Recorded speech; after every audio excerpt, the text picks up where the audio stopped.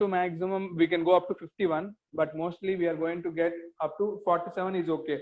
47 we are getting. So here we are getting the loss of 53. So that we can't do, but in this 47%, how much we are going to utilize, that is also only 0.001% only we are going to utilize it.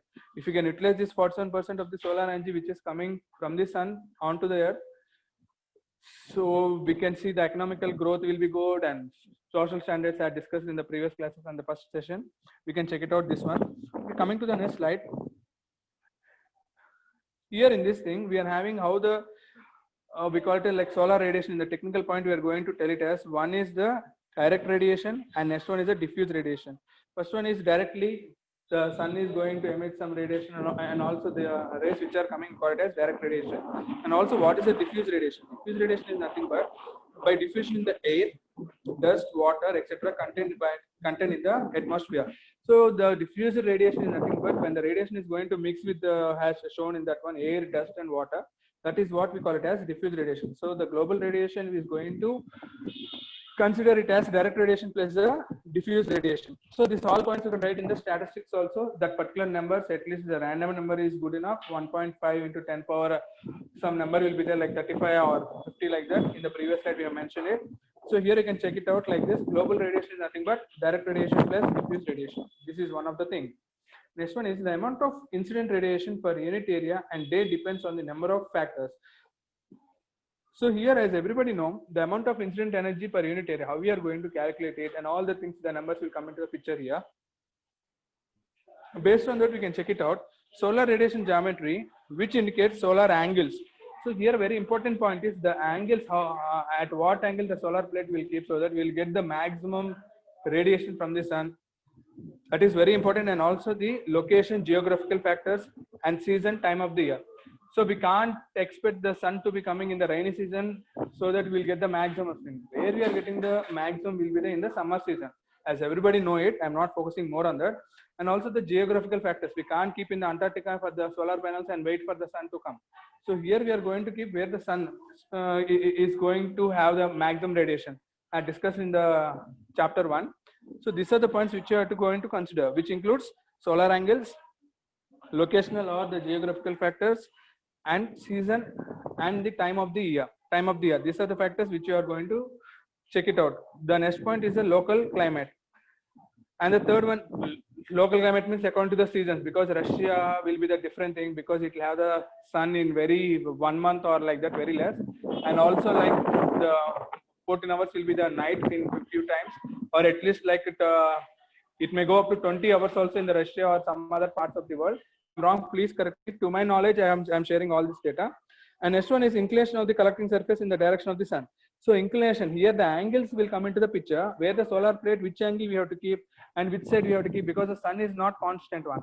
So sun will be keep on moving from east to west. Sun is moving from east to west. So the statement is not correct, but from our school days we are keep on learning that the sun rises in the east and sun sets in the west. But the earth, but you know the sun is at a fixed point and only the earth is going to rotate. So here, based on the earth rotation also, we can check it out, or from the school age we are learning one myth like sun is rising in the east and sun setting in the west. So one moment we can fix, the sun movement will be keep on changing. So but the solar cell angle as of now will be one angle only we are going to fix. So now the recent developments is going to come like we call it as like the sunflower solar cell. So sunflower solar cell means like the sunflower, wherever the sun is there, the solar cell also will keep on moving. So that is the latest development happening in the solar energy. So here, based on that, we must check one angle where we can get the maximum radiation, even the time is varying. So morning it will be in the east side, and so in the evening it is going to the west. So where we are going to get the maximum, that angle we are going to calculate, and based on that angle we are going to keep that solar cell so that we can get the maximum energy from the sun. Okay, coming to the next slide. Here again we are discussing what is meant by the solar energy and what are the most of the world's population live in areas with insolation. Amount of reaching area levels will be this much only. So here you can check it out how we are going to calculate it. And also here one important point in the second point you can check it out. It is an important source of renewable energy. and its technology are broadly categorized either passive solar energy or the active solar, depending on how they capture and distribute the solar energy or convert into the solar power. So here, don't get confused about why Sar is speaking so fast and all the things, because in the 15 minutes we are going to cover this thing, and in the live classes we are going to tell you more about this, what is meant by passive, what is meant by active solar energy.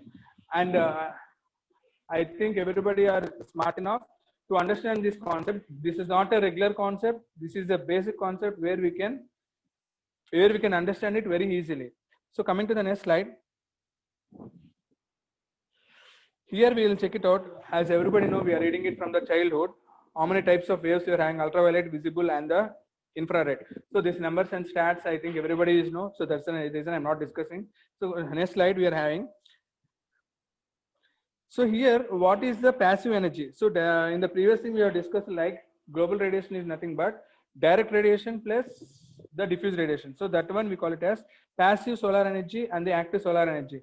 So what is meant by passive? Direct use for heating, lighting, drying, ventilation purpose. And the next one is active solar energy. Active solar energy is nothing but conversion to electricity with the aid of special instruments. Conversion to electricity. So first one is what is meant by passive, where we are using the solar energy directly for lightning or other things, for the lights and all the things. So without that, so what is meant by active energy? When we are converting the solar energy into electricity with the aid of some special instruments, then we call it as active energy. So these are the 2 points, and also today class will be completing with this.